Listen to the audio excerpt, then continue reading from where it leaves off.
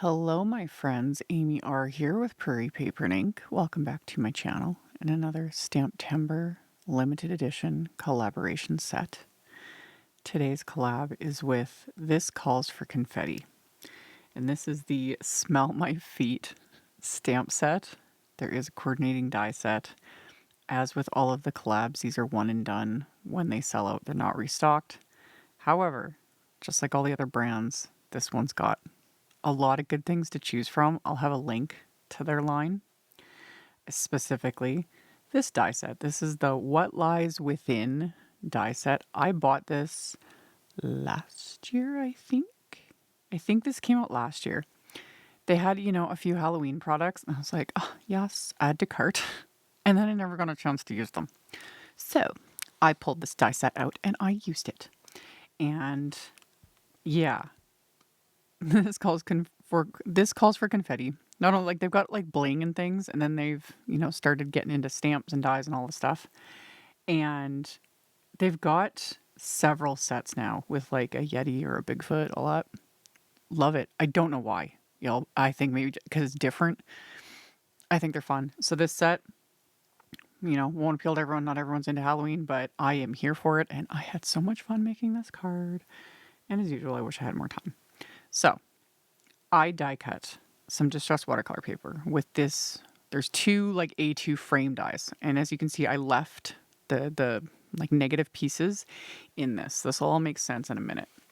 And then I did very quick, simple ink blending just where the moon is, because the only thing I'm keeping of this is the frame. And then that's got the little moon portion, and then the piece that backs the house. So where the moon was, I blended some antique linen and lost shadow distress ink. And then you saw I sprayed it with water and then sopped up all that liquid with a paper towel. So it created that sort of mottled look, from a moon. And then I blended a little bit of mustard seed on the house portion. None of that needs to be fancy or nothing, because it's going to get adhered behind the next layer. And then this panel, this is just a piece of distressed watercolor paper. And I am doing some what looks like just a hot mess. It looks like a hot mess. You just got to go with it. It's all going to come together. But it's going to look like a hot mess first. So I started with that antique linen and lost shadow. And then I pulled in speckled egg. And right now I'm working with just smaller blending brushes. And I'm creating a glow, because that's where the moon is on that other die cut.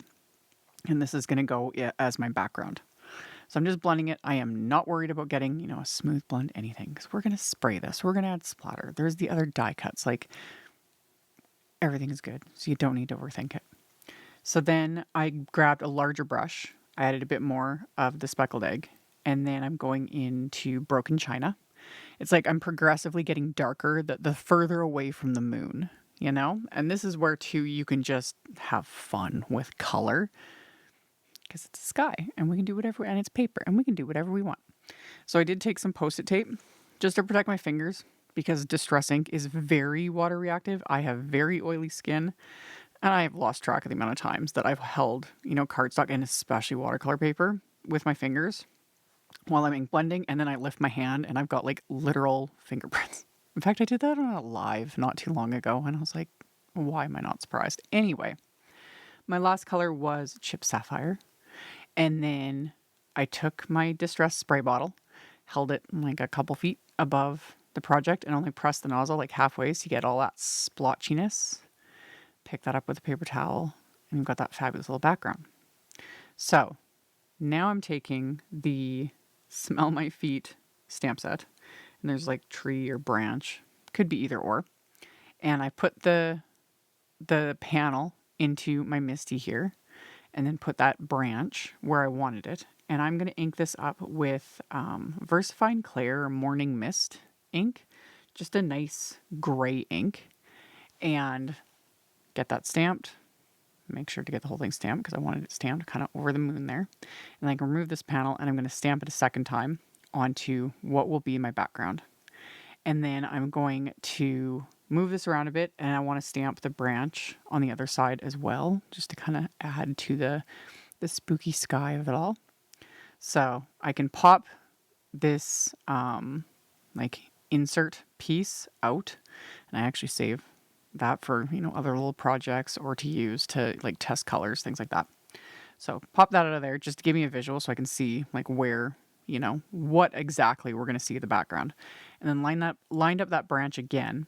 I'm going to stamp it again with that Morning Mist ink, just like so. And then I'm going to stamp the bats from the Smell My Feet set.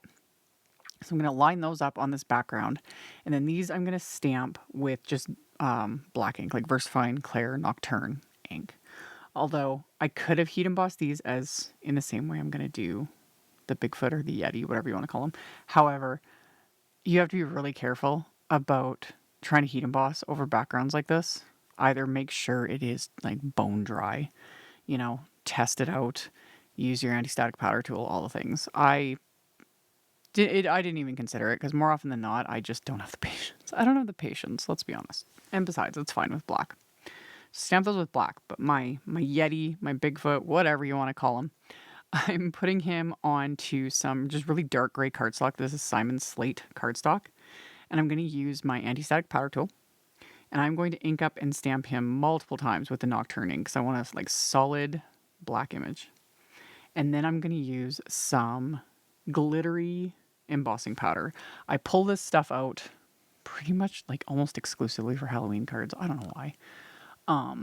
The one I'm using is an old Tonic Nouveau one, the Glitter Noir, which I've used many, many times in videos.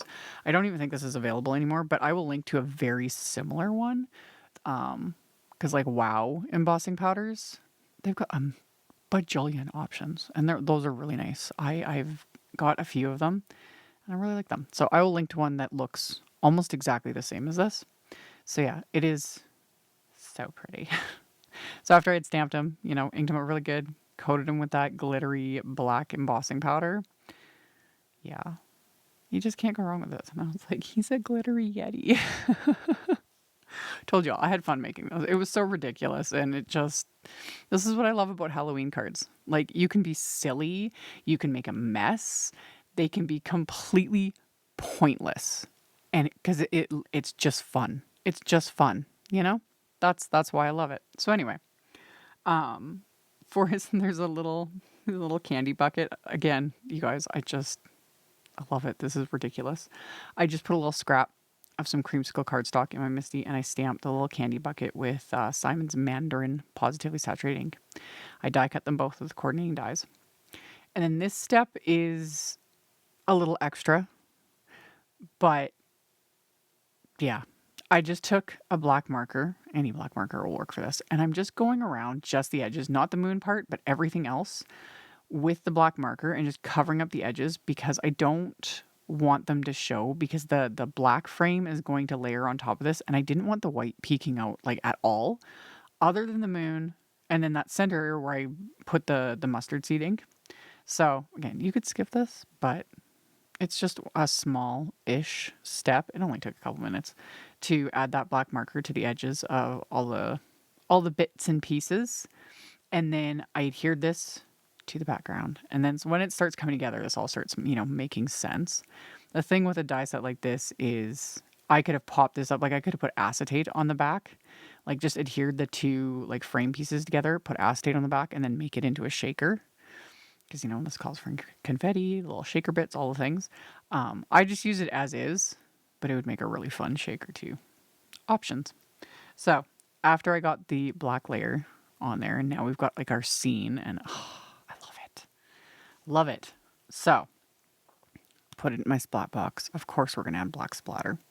So put some black wash onto my palette, added some water to thin it out a bit, mixed up really good with my fan brush, and then added a healthy dose of black splatter to this card front. And this just gives it that little extra something.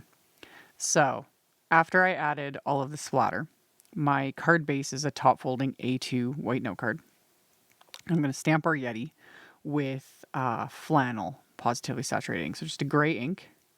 And then I'm going to stamp his little candy bucket with a light orange ink. So I'm just going to use peachy ink for this. And again, this set just cracks me up. So stamped his little candy bucket and then picked a couple of sentiments from the set, and I'm going to line those up and stamp those with the Nocturne ink, and that's going to like finish off the inside of the card. And yeah, if you didn't have the die set, honestly, you could just do a clean and simple card, like stamp the Yetis, stamp his little candy bucket, add the bats, stamp the sentiments. It would work. And it'd be so cute and just, again, just silly. I love it. So after I got the inside stamped, I fixed a couple little spots of the background that were still kind of hanging past the frame. So just trim those off before adhering this to my card base, just with liquid glue. I'd stamped a couple more sentiments from the set onto that same dark gray cardstock with the Nocturne ink. I had die cut them with the coordinating wafer dies and then die cut scraps with the same wafer dies to give them a bit of dimension. So I'm going to adhere those together to build up that dimension. And then after I get my sentiments adhered, I'm going to put some thin foam squares on the back of my Yeti. You know, because he's basically kind of walking on the frame in a sense, because, you know, he's trick-or-treating. He's heading towards that house. I've talked about this. Like sometimes, especially, you know, I'm working in here by myself all the time and I will just, you know, talk to myself. But when I'm doing these voiceovers and talking to you guys, it's like I start creating like stories for all my little characters and, you know, totally crazy. I'm fine with it. Anyway, popped him up with the foam squares and his little candy bucket. And then I can adhere my sentiments, just like so. And then my final embellishment. And as of doing this voiceover, I think these are like sold out, but hopefully they'll be able to restock them. Because these are the glow-in-the-dark stars. Because I bought these, I think it was last year as well. And yeah, they glow in the dark. I have been just... These were in the bin. I keep a separate bin of like Halloween stuff, although the stars you could use for anything really. Oh, these would be so good for galaxy backgrounds. Hello. But yeah, hopefully they can restock them really quickly. So I sprinkled a bunch of these all around my background. And then once I was happy with the placement, I'm going to adhere them into place with dabs of liquid glue. Now, because these are so small, my little blacklight flashlight, doesn't really work on the stars like individually. I'll show it like I was trying to shine and it just kind of lights up the entire card. It's weird, but I'll still show them. I hold the pack and they do glow. It's super fun. So once I let the glue dry, this card is complete. And then yeah, I'll use my little blacklight flashlight. And yeah, you can't really see it, but they glow. And that will never get old for me. It's so silly. So yeah. That was the finished card. So we've got a glittery Yeti, trick-or-treating, glow-in-the-dark stars. Love it. So all the links to everything will be in the description box below.